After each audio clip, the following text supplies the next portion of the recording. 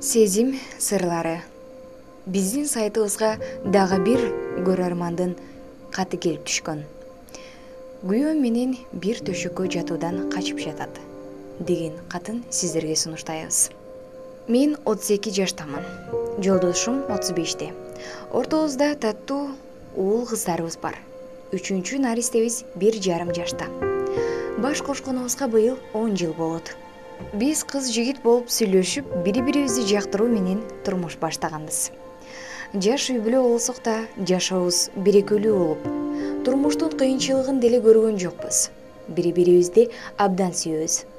Айрыкча жолдошум ушул күнгө чейин каттуу кеп айтып, көңүлүмдү оруткан жок. Балдарына да жакшы ата, бирок акыркы 6 ай ичинде бизде бир түшүнүксүз, кыжаалат кылган абал пайда болду. Мындай кырдаалга кантип кептелгенибизди байкабай да калдым. Себеби башында баары кадыресе көрүнүш сыяктуу эле.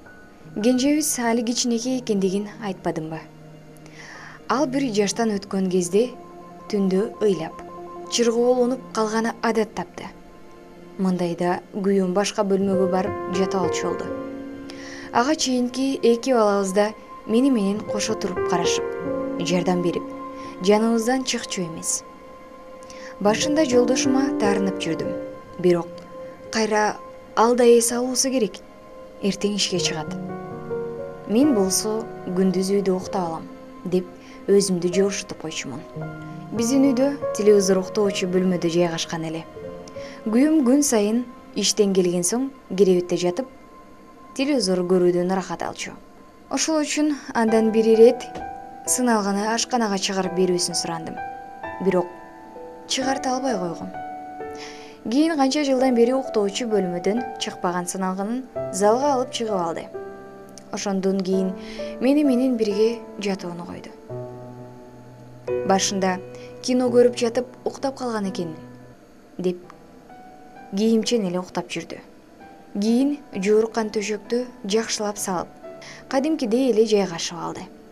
Бул маалда аны менден бөлүнө баштаганына 2 ай болуп кетиптир.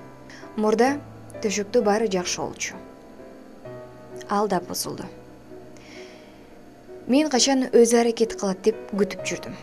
Бирок ар бир кечибиз окшош өтө берди. Мен кечки тамакты берип, үй иштери менен алек болом да, балдарымды уктатууга жатып, чарчаганга өзүм кошо уктап калам. Күйөөм болсо бизди уктоочу бөлмөгө келбейт.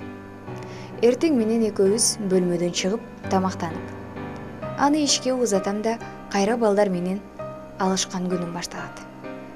Ушинтип күндөр уланып атып, мен аны бир үйдө жашап туруп каттуу сагындым. Кептин ачыгы ага болгон каалоом эңсөөм күчөдү. Бир күнү атайын чыгынып, анын киносуна тоскоол болууну туура таптым. Балдарды уктатып, залга баш баксам, ал эч нерседен бейкапар уктап жатыптыр. Жанына жатып, бекем кучактадым. Ал мени кет дебеди. Ошол эле маалда ал мени жактырбаганы ачык эле байкалып турду. Ал түнүбүз буга чейинкилердин бирине да окшобой, эң супсак, эң жасалма, эң ыңгайсыз өттү.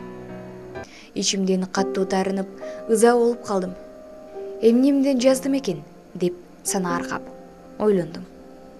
Бирок жолдошум өзү эч нерсе деп унчукпады. Балким мени төрөттөн кийин өзүн карабай койсо керек, же балдары менен алышып жүрүп, кебетеси жагымсыз абалга түшүп кетсе керек деп ойлойт турсуз. Жок. Мен арык чырай, келишимдүү эле аял затмын. Тазалыкты абдан сүйөм. Бул жагынан күйөөмө жакпай калышы мүмкүн эмес экенин билем. Ошол окуядан кийин мен күйөөмдөн бир ой жарымы барбы деп шек санай баштадым. Үйгө келген кеткен сааттын, мага чалган убактыларын, менин чалууларыма жооп берүүсүн, балдарыма кылган мамилесин, кийимин, сумкасын деге койчу. Баарына байкоо салып, өзүмө бир жумуш таап алгандай эле болдум. Бирок 2 ай ушинтип алышып, жолдошумдан кыйкым таба алган жокмун. Таңда экөөбүз кадимкидей жагымдуу маанайда тамактанабыз. Жумушка кетеринде мени өөп эркелетип кетүүсүнөн жазган жок. Балдарын болсо жанынан артык көрөт. Байкасам, үйгө келген соң телефону менен деле иши болбойт экен. Болбогон маселе кечинде башталат. Ал кичине телевизор көрүп турууну айтып, залга кирип кетет да, ошол жакта жалгыз таң атырат. Ошондой күндөрдүн биринде үйгө айылдагы кайнэжем келип, 2 күн жүрүп калды. Ага төшөктү конок үйгө салып бердим. Чынын айтсам, ушул себептүү күйөөм менен бирге болом деп кубанып жаттым. Тилекке каршы андай болгон жок. Күйөөм ашканада даалага чейин телефонун чукулап отуруп, бир окумда келип жастыкка баш койду. Менин ага жагалданып, кучактаганыма деле маани бербей, эми ага баш койгонумда кызым чукулдап калды.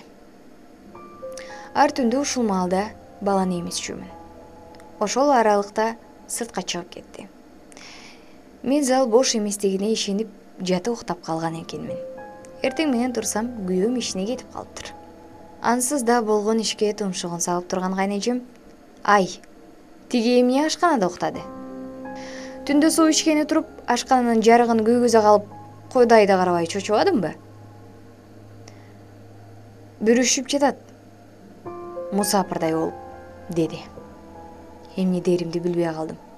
Унчукпадым. Эжем ал күнү да биздикине калгандыктан, ал түнү күйөөмө дагы маселе болду. Дагы баарыбыз жаткандан кийин да ашканадан кирбей отура берди. Күтсөм келчүдө эмес. Анан эжем дагы сүйлөнүп чыкпасын деп, мен да ашканага башпактым. Уголоктун киребетине тыгылып, жаңыдан уктап баратыптыр. "Эмне болуп жатып алгансың? Жүрө салбайсыңбы?" деп сөз баштадым. "Жата бер, азыр барам", дегени менен кирерине ишенбедим. Ашкананын эшигин жаап, дасторкон жаздым. Эжем дагы туруп калса, чай ичип жаткандай бололу деп да. Чындыкта, ушул убакытты пайдаланып, андан эмне болуп жатканын себеп жайын сурап алайын дедим. "Жан, мен сага түшүнбөй жүрөм. Биздин ортобуз абдан ысык эле го. Азыр деле ысык. Эмне болду?" Ал уйку сураган киши болуп, байкатпай жооп берди. Буйтактай жооп берди. "Жок, андай эмес. Сен өзгөрүп атасың. Деги эле эрди катын болуп туруп, эки башка бөлмөдө уктаган жакшылык эмес го? Же бирибиз ичкилик ичип, чыр чыгарбасак, эмнеге мындай болушу керек? Мынтип жашап жатканыбызга бир топ болуп кетти. Айка, баары жакшы эле. Иштен чарчап келип атам. Көрүп атасың го?" деп жооп узатты. "Баягы эле ишиң го. Чарчасаң да качан бөлүнүп жатчу элек. Жок дегенде түндө антпесең болмок." Эжем аныңды менден териштирип кирди. "Биз менен эмне иши бар экен?" Өзү тууралуу кепти буруп, эжесин жектеп калды. Анан мен да суроону чечтим. "Эмне болду? Ден соолугуңда маселе болуп жүрөбү?" деп. Атайын намысына тийип көргүн келди. "Жөнчү, сонун эле турам", деп жооп узатты. "Деги эмне болду сага? Жети түндө казыңдап эле", деп жиндене баштады. "Сен мени аргасыз кылып атасың. Эмнеге бөлөк уктап атасың?" деп суроо салдым. "Ээк басчы", ал жылкыны тарс коюп, жулкуна уктоочу бөлмөгө кирип кетти. Ал түнү мага бурулуп да койбой, тескери карап жатып таң атырды. Эми мен аны ден соолугунан шек санап, сарсана болуп баштадым. Ойлосом, буга чейин төшөк жагынан ден соолугунда маселе деле жок эле. Ал күнү эжебиз да кетти. Күйөөм чын эле намыстанып калган окшойт. Мага жакшы экендигин далилдегиси келдиби, ал түнү бирге болууну сунуштады. А бирок менин санаам ордунда эмес. Анын көңүлү жок. Баары аргасыздыктан сыяктанат.